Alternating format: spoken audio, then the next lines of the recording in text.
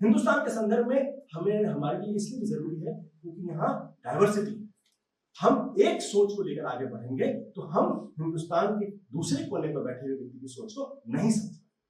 जो आदमी दिल्ली में है वो केरला के गांव की बात को कैसे समझ पाएगा अगर वो अपनी विचारधारा को उसमें थोपने की बात करेगा, अपने विचारों को उसमें थोपने की बात करेगा। तो विभिन्नता, डाइवर्सिटी, ये डाइवर्सिटी हमारी सबसे बड़ी ताकत है। अगर हम इस डाइवर्सिटी को ठीक से नहीं संभाल पाए तो यकीन मानिए हिंदुस्तान का वही हश्र होगा जो यूएसएसआर था। इतने टुकड़े होंगे कि हम उसको संभाल नहीं पाएंगे। हमको अपने सिस्टम के अंदर वो रेजिलियंस लाना पड़ेगा, सोच के स्तर पर लाना पड़ेगा, स्टेट अपैरेटस के स्तर पर लाना पड़ेगा, हमारे अपने अपने अपने अपने कथनी में उसको लाना पड़ेगा। हमको ये सोचना पड़ेगा कि तेलंगाना में बैठा हुआ आदमी ऐसा क्यों सोच रहा है, हम उसमें रबिश नहीं कर सकते, हम उसको बुलडोज नहीं कर सकते। अगर हम करेंगे तो एक नहीं हजारों तेलंगाना इस देश के अंदर होंगे, हम कुछ नहीं कर पाएंगे। तो ये दर्शन के स्तर पर भी हमको लाना।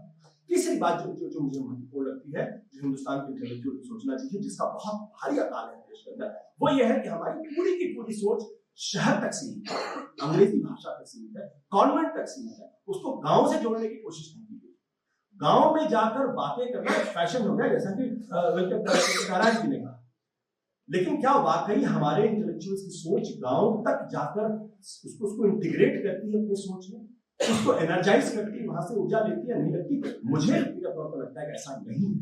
जब तक वो नहीं होगा तब तक हिंदुस्तान की जो अपार क्षमता है, अपार ऊर्जा है, जो गांव में सीमित है, उसका हम नहीं कर पाएंगे। और इसीलिए जो बुनियादी जो ओरिजिनल थिंकिंग होनी चाहिए वो भी इस देश